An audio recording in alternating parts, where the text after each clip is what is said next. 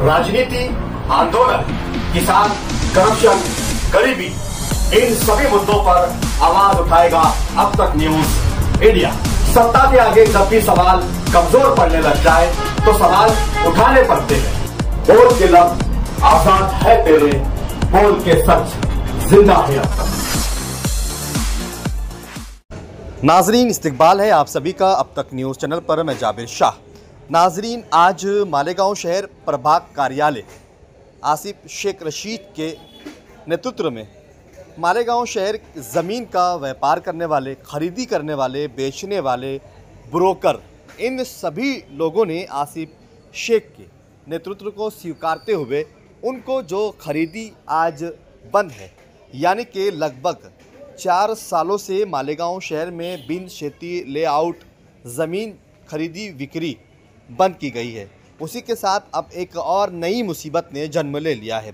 4 महीने से मालेगांव शहर में पक्की 7/12 की ज़मीन अगर है और उसमें अगर एक प्लॉट में से खाते फोड़ कर दिए और 2 प्लॉट बना दिए गए, यानी कि अगर आपकी ज़मीन 20/50 है, अब उसमें से अगर खाते फोड़ करके 10-50 बना दिए गए हो या और किसी साइज़ की ज़मीन हो, अगर उसका खाते फोड़ कर दिया गया तो उसकी भी खरीदी बिक्री बंद कर दी गई है, जिसको लेकर मालेगांव शहर में ज़मीन का व्यापार करने वाले, खरीदने वाले, बेचने वाले, ब्रोकर का काम करने वाले सैकड़ों लोगों की रोज़ी रोटी बंद हो गई है, जिससे कई परिवार की कफालत होती है, कई परिवार चलते हैं, जिसको लेकर आसिफ शेख के पास सभी लोगों ने शिकायत लाई, जिसको लेकर आज एक मीटिंग भी हुई।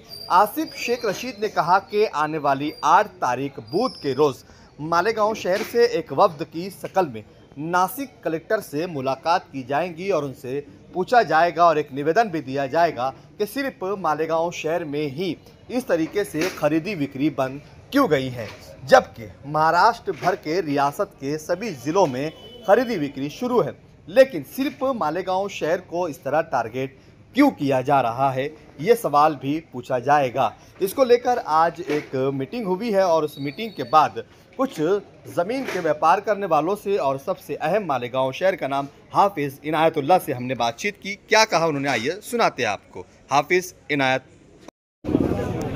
ये मामला बहुत जल्द हल हो जाएगा, लेकिन ये मामला बहुत तूल पकड़ गया।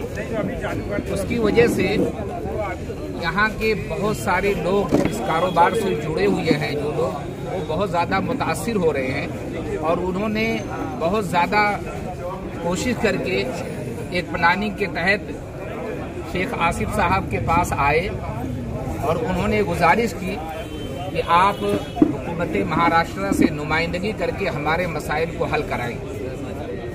ये मामला ऐसा है कि यानी टुकड़ा बंदी का एक नाम ले करके ऐसे हालात पैदा कर दिए गए कि जो पक्के प्लाट लेआउट बिनसेती किए हुए हैं, अगर उसमें एक प्लाट में 2 लोग ले रहे हैं तो उसकी भी रजिस्ट्री नहीं होने दी जा रही है। इससे बढ़कर के वो जो 2013, 14, 15 या उसके पहले के जो लेआउट हैं, जिनके उतारे फूटे हुए हैं, उसमें भी यानी रुकावट पैदा करके तलाटी हजरात जो है ना, उसकी खरीदी पर भी नाम लगाने से आनाकानी करते हैं और लोगों को मसाइल में डाला जा रहा है।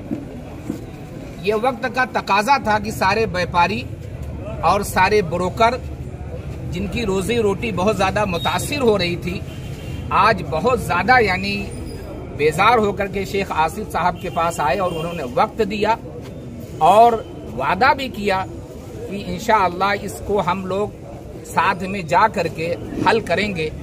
ऐसे हालात में मैं तमाम ही मालेगांव के व्यापारी हजरात और जो लोग भी ब्रोकर हैं, इससे जुड़े हुए स्टाफ वेंडर, इससे मुंसलिक जितने भी हजरात हैं, इन तमाम लोगों की तरफ से मैं शेख आसिफ साहब का शुक्रिया अदा करता हूँ। लैंड जिहाद का भी आरोप था। देखिए, मालेगांव में कोई जिहाद नहीं है, ना लैंड जिहाद है, ना जितना नाम आता। मालेगांव की एक बदकिस्मती ये है कि यहाँ पे एक तरफ पूरी मुस्लिम आबादी है और पॉपुलेशन के हिसाब से मुस्लिम आबादी होने के नाते इसको हमेशा यानी निशाना बनाया जाता है।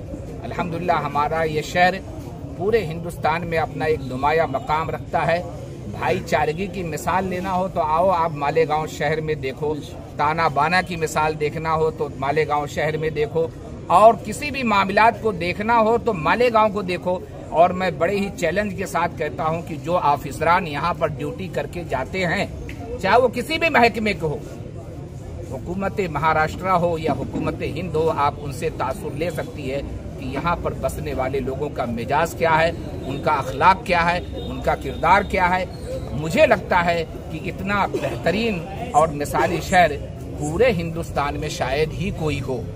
अल्लाह ताला हमारे इस शहर को नजरे बस से बचाए और हमारे मसाइल हल करने में जो लोग भी ताउन पेश कर रहे हैं, आज बिलखुसूस हम मीडिया से भी दरख्वास्त करेंगे कि हमारे दर्द को हुकूमत महाराष्ट्र तक पहुंचाएं।